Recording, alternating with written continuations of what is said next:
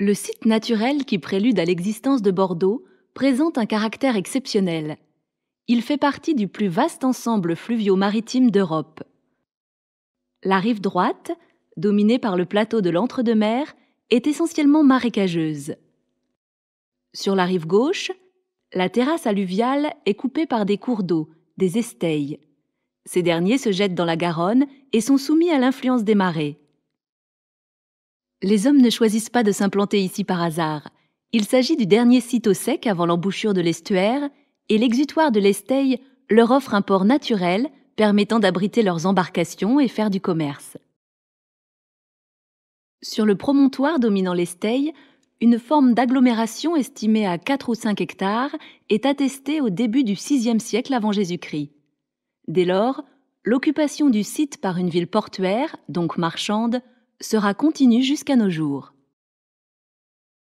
Suite à la conquête des Gaules, César contraint la peuplade des Bituriges vivisques à s'installer sur le site.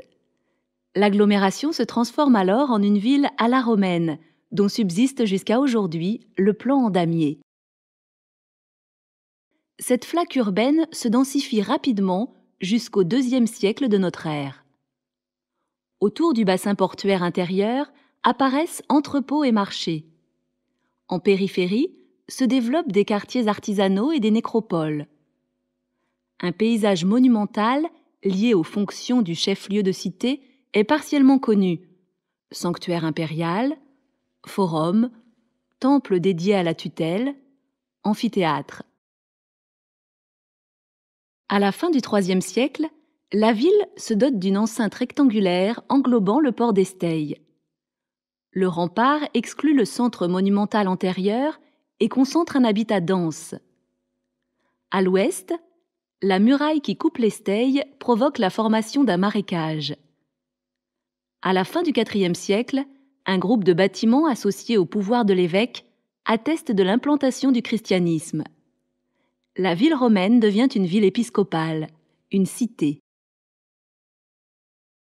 Le comte de Bordeaux, futur duc d'Aquitaine, s'implante à Saint-Projet, au contact du port de la Devèze. Il contrebalance ainsi le pouvoir épiscopal en opérant un véritable recentrage de la ville. À l'extérieur se développent plusieurs monastères.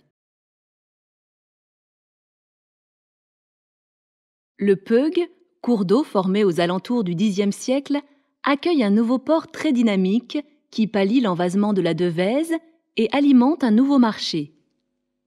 À la migration des activités portuaires répond le déplacement du pouvoir ducal vers les berges de Garonne pour contrôler et taxer les marchandises.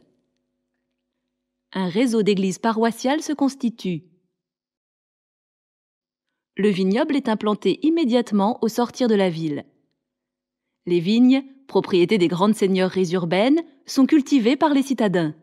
Les profits alimentent l'économie et favorisent l'urbanisation. Avec la construction de l'enceinte du bourg et de l'hôtel de ville, la commune s'affirme comme nouvel acteur du territoire dont elle réglemente les usages. Au nord, un lotissement accompagne le développement du nouveau port, lié à l'obtention des privilèges du commerce du vin et à l'essor du vignoble. La capitale des possessions continentales de la dynastie anglaise des Plantagenets affirme son rôle par la forte extension de son emprise, son vignoble citadin et le cumul de ses fonctions de pouvoir. Les pulsations démographiques transforment la ville et conduisent à réunir en une même enceinte les fortifications et les faubourgs antérieurs. La conquête française de 1453 modifie très fortement la répartition des pouvoirs par la construction de 2 châteaux royaux surveillant la ville et ses accès. La monoculture de la vigne est une contrainte pour l'extension urbaine, excepté vers Laval, où le commerce du vin nécessite de développer un nouveau quartier autour du couvent des Chartreux, les futurs Chartrons. Le tissu urbain ne change guère intramuros. Plus sensible est la dynamique extérieure, en particulier aux Chartrons, qui deviennent presque une seconde ville, faite de marchands, protestants et étrangers. Le contrôle monarchique s'affermit et sépare spatialement son pôle de gouvernement, de ses fonctions militaires. L'Église catholique contrecarre les mouvements protestants en implantant des couvents dans les quartiers périphériques. L'essor considérable du port de la Lune fait de Bordeaux l'un des plus grands ports atlantiques et coloniaux de l'époque. À la veille de la Révolution, la ville compte 100 000 habitants. L'urbanisme des Lumières se manifeste dans de vastes programmes d'embellissement qui facilitent la circulation et répondent aux soucis d'hygiène. La place Royale et la façade des quais sont créés du côté du fleuve.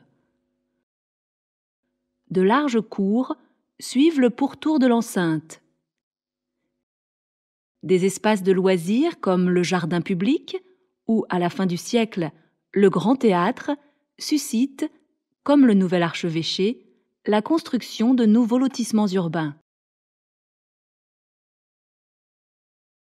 Débutée en 1811, la construction du premier pont permet d'amorcer l'urbanisation de la rive droite et pallie l'absence de connexion des lignes de chemin de fer vers Paris et Arcachon.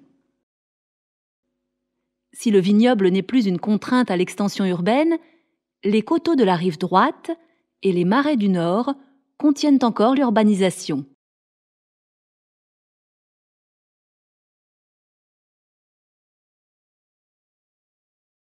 Bordeaux, qui compte 267 000 habitants en 1921, augmente ses équipements en conséquence. Les communes de première couronne se densifient et se dotent d'églises, de mairies et d'écoles. Les boulevards et l'expansion de quartiers industriels structurent l'étalement urbain.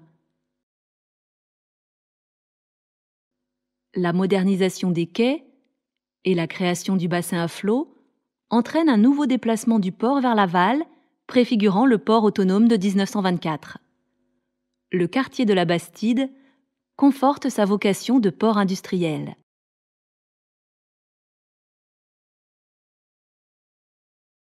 Bordeaux s'unit aux communes des deux rives pour former en 1968 une communauté urbaine de plus d'1 demi-million d'habitants. L'agglomération se transforme au profit de la circulation automobile. 2 nouveaux ponts sont construits. La rocade est ouverte. Certaines fonctions de la ville sont redéployées en périphérie. Parc des expositions, centre hospitalier universitaire, faculté, cité administrative. De nouveaux quartiers voient le jour. Cité Pinson de la Benauge, Grand Parc, Lac. D'autres disparaissent dans des opérations de rénovation urbaine, Mériadec. D'autres, enfin, au centre-ville, sont sanctuarisés au sein de l'actuel site patrimonial remarquable. La majeure partie des activités portuaires a migré dans l'estuaire. Suivant de près l'inauguration du tramway en 2003 et l'aménagement des quais en promenade, plus de 1700 hectares de la commune sont inscrits en 2007 sur la liste du patrimoine mondial de l'UNESCO. C'est le premier ensemble urbain sur un périmètre aussi vaste et complexe à être distingué par l'UNESCO. Le développement de la métropole à l'horizon 2030 s'appuie sur la reconquête des friches industrielles de part et d'autre du fleuve. À Bastide-Niel, au bassin à flot, et plus au sud, autour de la gare Saint-Jean et à Garonne-Eiffel. Le pont Jacques Chaban-Delmas relie les nouveaux quartiers de Ginkgo et de Brazza, et le pont Simone-Veil relie les quartiers de Belsier et du quai de la Souille, ouvrant la voie à un développement de l'agglomération rééquilibrée sur les 2 rives de la Garonne. Le réaménagement des quartiers des boulevards vise à transformer cet espace routier en véritable espace de vie. D'une rive à l'autre, de nouvelles orientations esquissent l'évolution de la ville autour de l'impératif climatique afin de valoriser ses ressources naturelles et culturelles.